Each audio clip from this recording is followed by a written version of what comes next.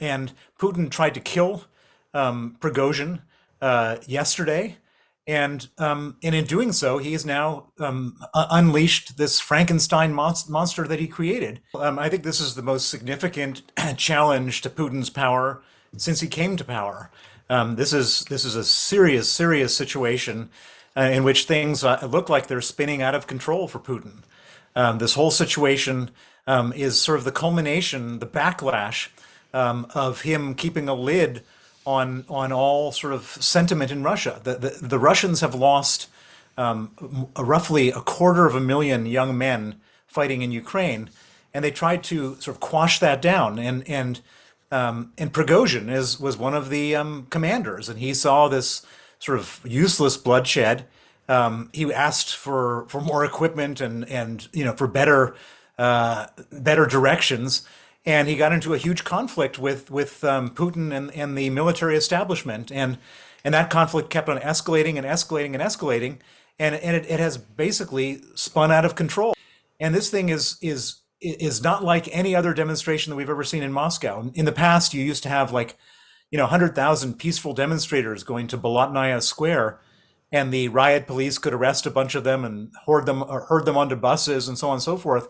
This is 25,000 heavily armed, highly trained, dangerous mercenaries, and they're now marching on Moscow. They've taken over Rostov. They've gone to Voronezh, and they're according to my sources a couple of hours away from Moscow.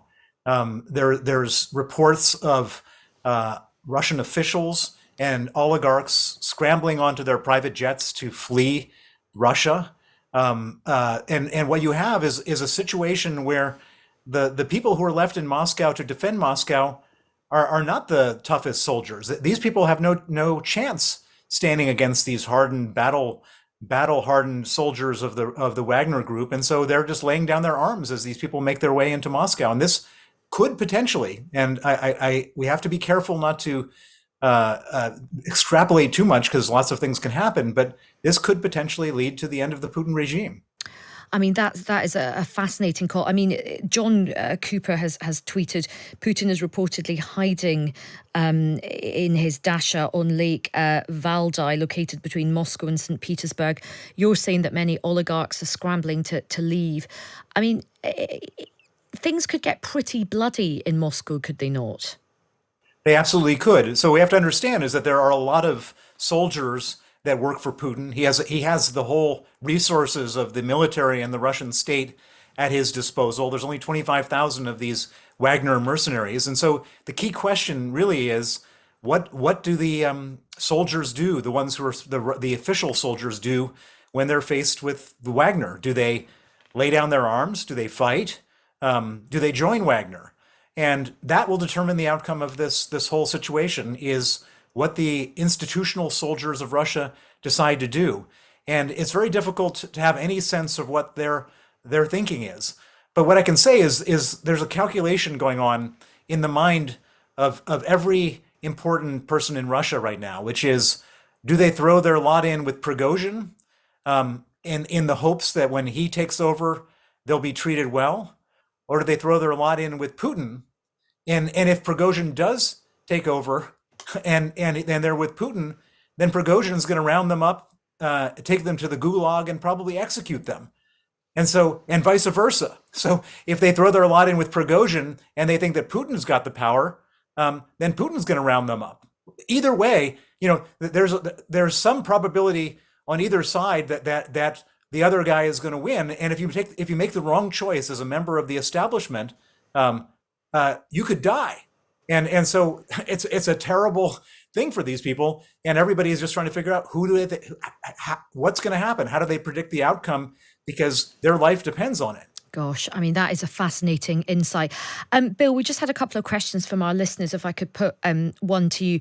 Someone's message saying, look, if Putin senses he's losing and he basically flees the country, will he be able to access his wealth? And similar question about these other oligarchs. Absolutely not. So you should understand that this Prigozhin guy, he's a convicted criminal. His army is composed of convicted criminals.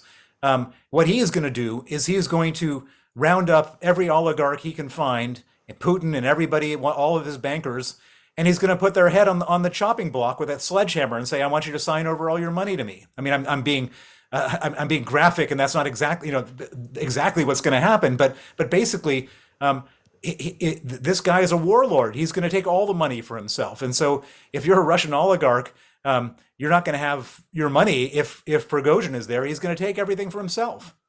And another question has come in, which is about the Wagner soldiers. Now that Prigozhin has very much denounced this war in Ukraine, I presume it means that all the Wagner soldiers will they automatically fall in behind Prigozhin? They're not going to suddenly feel like there was cause in fighting the Ukraine war. And what's this going to mean, really, for the Russian effort in terms of men fighting?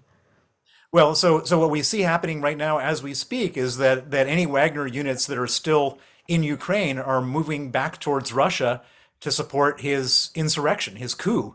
And so this is a big opportunity for Ukraine to finish off their counteroffensive, because the Wagner soldiers are the only professional ones. The official military is very, very weak and very bad and very corrupt and very low morale.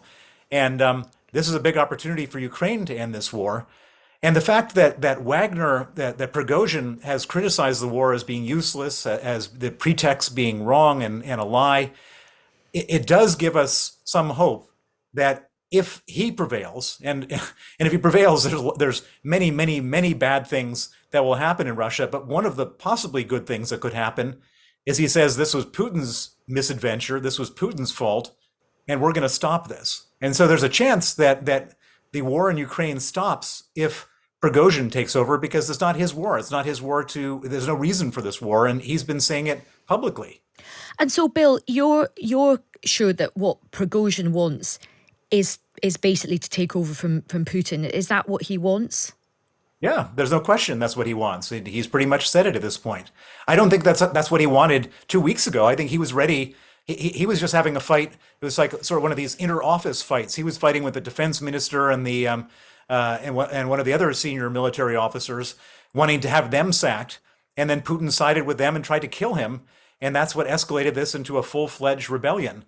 But at this point, there's no walking it back. Both sides have sort of dug their heels in. Putin can't forgive him, and he can't forgive Putin for trying to kill him. And Bill, I mean, if it is Prigozhin who comes in, as you say, there might be a chance that he says, look, this was Putin's war. He's already, pretty much denounced the war in Ukraine. So there is a chance that he could call that off. But that doesn't mean it's all going to be sunlit uplands in terms of, what's going to happen with Russia in terms of the geopolitics. If he does take over, what should we be prepared for? And what does this mean for the wider world politics? Probably not very good things at all. So this guy is a well-known mass murderer. There's been atrocities in every place that he's executed his warlording powers. I mean, all over Africa and the Middle East, terrible, terrible things have happened. And so we should expect that Russia will turn into there will be a military dictatorship. Human rights will be terrible. It will be a total mafia kleptocracy. But there's a chance that he could be a pragmatist, and he may say, okay, maybe it's better. Russia's better off not having hostile relations with the rest of the world. There's more money for him if there isn't. Who knows? It's hard to say. I mean, these are two very evil men. Vladimir Putin and Yevgeny Prigozhin are both evil men who have done terrible, terrible things, killed many, many innocent people. And so it's not like there's a ray of sunshine on either side. The only serious ray of sunshine is that Prigozhin is less likely to continue to execute this terrible, murderous war in Ukraine.